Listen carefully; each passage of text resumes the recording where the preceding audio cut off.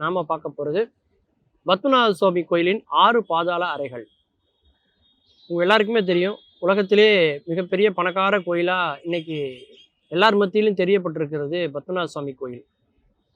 என்ன காரணம் அப்படின்னா, அந்த கோயிலில் உள்ள 6 பாதாள அறைகள். கோயிலுக்கு அடியில 6 அறைகள் இருக்கு. ABCDEF அப்படின்னு பெயரிடப்பட்டிருக்கக்கூடிய அந்த 6 அறைகள். அந்த 6 அறைகள்ல என்ன இருக்கு அப்படிங்கிறத யாருக்குமே தெரியாதுங்க.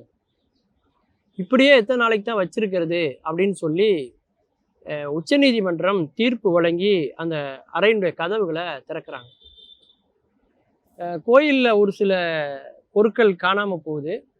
அது தொடர்பாக கோயில்ல உள்ளவங்க காவல் நிலையத்துல புகார் தெரிவிக்கிறாங்க. காவல் நிலைய மோப்ப நாய்களோட உள்ள போய் பார்க்குறாங்க. அப்பந்தான் அங்கே சில பொருட்கள் காணாமல் போயிருக்குங்கிறது உறுதி செய்யப்படுது. அதன் பிறகு பார்த்தீங்கன்னா, அதை கணக்கெடுக்கிறாங்க, இதெல்லாம் காணாமல் போச்சுன்னு. அப்படி அந்த பிரச்சனை பெருசாக பெருசாக அது உச்சநீதிமன்றம் வரைக்கும் போய் அதை திறக்கணும் அப்படிங்கிற சூழ்நிலை வருது. அதில் ஏ அப்படின்னு சொல்லக்கூடிய அறையிலிருந்து மற்ற எல்லா அறைகளையுமே அவங்க திறந்து பார்க்குறாங்க. பிங்கிற அறையை மட்டும் அவங்க திறக்கவே இல்லை.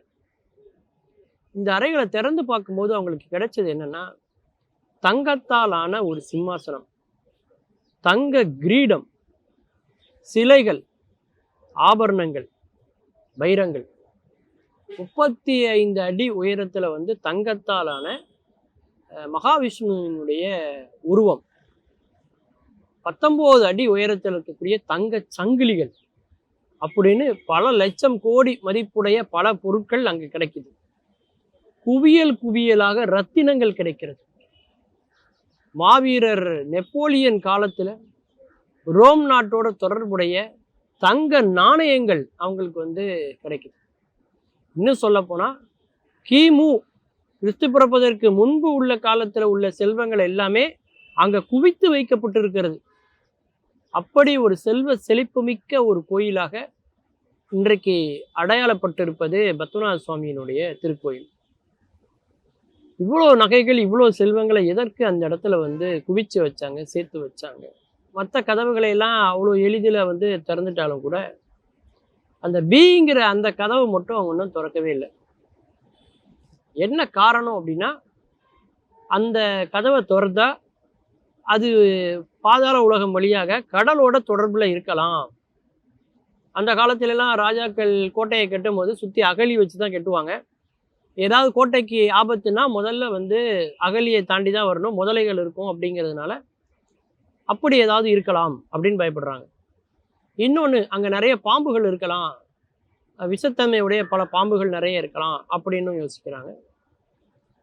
இப்படி பல காரணங்கள் சொல்லப்பட்டாலும் கூட முக்கியமான காரணம் என்னன்னா, அந்த கதவுக்கு சாவியே கிடையாது.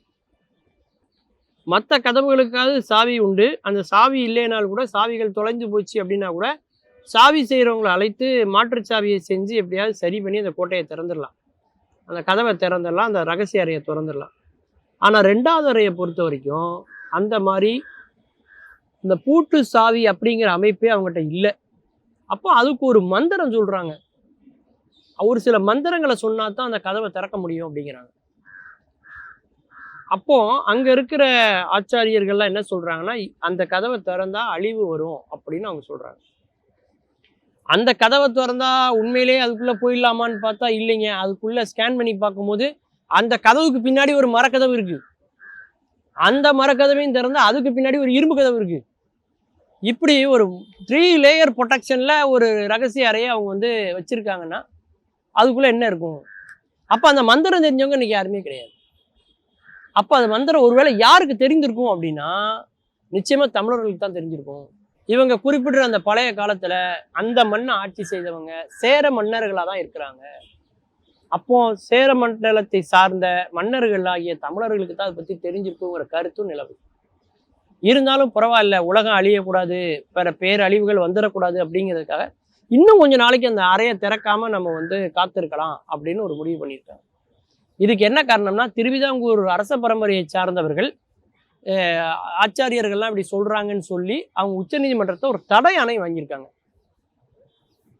அதனால அதை துறக்கக்கூடிய முயற்சி இப்போ நிறுத்தப்பட்டிருக்கு. மீண்டும் பல புதிய தகவல்களோடு அதில் அறியப்படாத பக்கங்களோடு உங்களை சந்திக்கிறேன். நன்றி, வணக்கம்.